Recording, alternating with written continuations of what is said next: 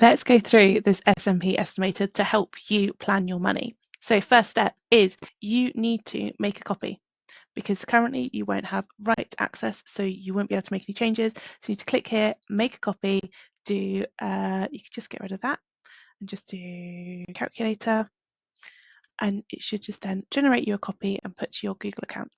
Now we have our copy in our Google account. So if you don't have one, you need to set up a Google account. How many times can I say Google? So here we go. Here's your one. So it gives you a breakdown on how to do this and another explanation. Really important that green means you can put information in. Red, do not put information in because it will write over formulas and it means it won't work. There are disclaimers there because it's not meant for everyone. Maternity allowance, share parental leave, and the housekeeping. So the bit that you want is the calculator. So this is where you start to put in your information. So I'm going to say I'm going to maternity leave on the 1st of June this year. And my due date, I'm going to say, is 2 weeks after that, which probably isn't enough time, but you know, need the money. So in it goes. And that then also gives me the deadline I need to inform my employer, which is so useful to know. Then we go down. So a bit of explanation here about the maternity pay, and then whether you need to answer whether or not your employer offers additional weeks to your enhanced maternity pay. So I'm going to say, yes, I do get additional weeks. I receive more than 6 weeks of enhanced pay. And will my employer pay 100% of my salary for the enhanced pay instead of the statutory 90%? Yeah, let's do that. So how many extra weeks do I get in addition to the 6 weeks? So I'm going to say I get 2 weeks extra, which means my total enhanced pay will be 8 weeks. The lower duration will be 31 weeks. So that's the 39 weeks in total. 8 weeks, 2 weeks more than normal, is at a higher rate, and 31 is then at the lower rate. So what day of the month do I get paid? I'm going to say the 1st. And what is my net salary every month? I'm going to say 2,000. My partner's salary also 2,000. And do I have any other forms of income? Yes, I've got child benefit, which just for ease, I'm going to put as 100. It is slightly more. So now we've put all that in, which took hardly any time. We're going to go to the dashboard. And this is so useful. So we've got our maternity leave start date is here.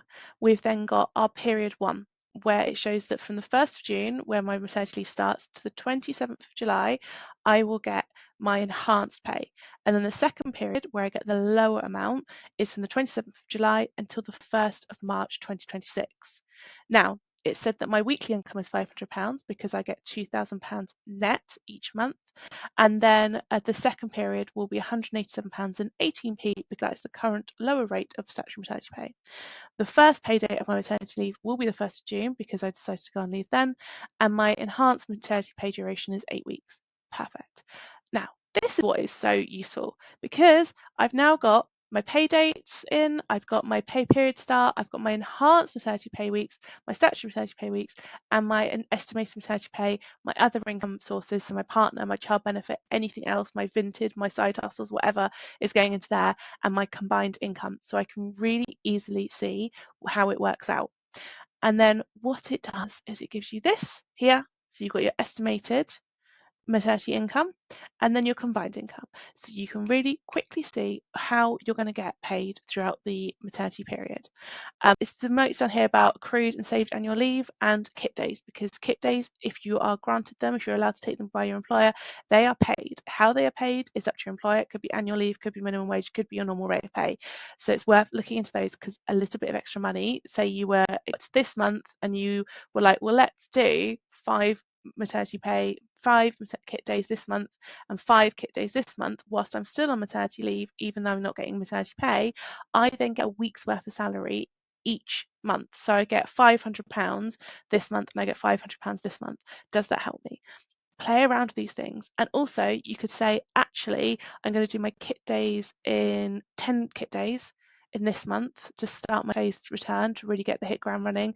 And then this month, I'm actually going to end my maternity leave, but ask to be paid annual leave. So my full month will be annual leave.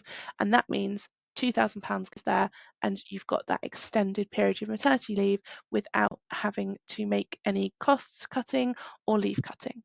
So play around with this, it's so useful, and check out the maternity masterclass series because there is further financial coaching on this, as well as a full year's budget planner that I coach you through to make sure you're getting the most out of your maternity leave for you, your baby, your family, and your career.